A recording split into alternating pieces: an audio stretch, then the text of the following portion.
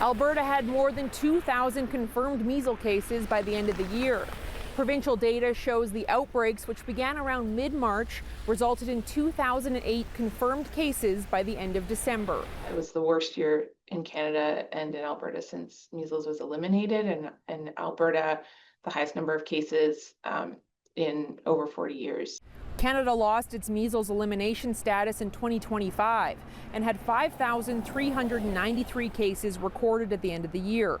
Currently, Alberta makes up just over 30% of Canada's measles cases, an outbreak that puts a strain on a system already stretched thin. It is hard to see so much illness from a disease that we have such a effective vaccine against.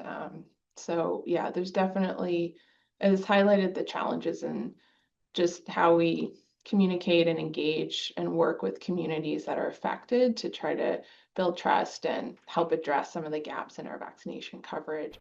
The Ministry of Primary and Preventative Health Services says Alberta has started to see a sharp drop in cases.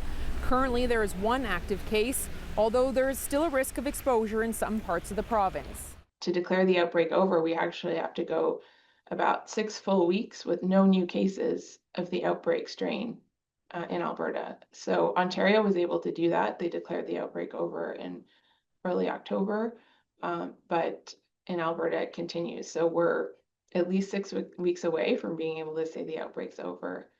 But the ministry says vaccination numbers are up. They say 156,000 measles vaccines were given between mid-March and mid-December. Emily Fitzpatrick, CBC News, Edmonton.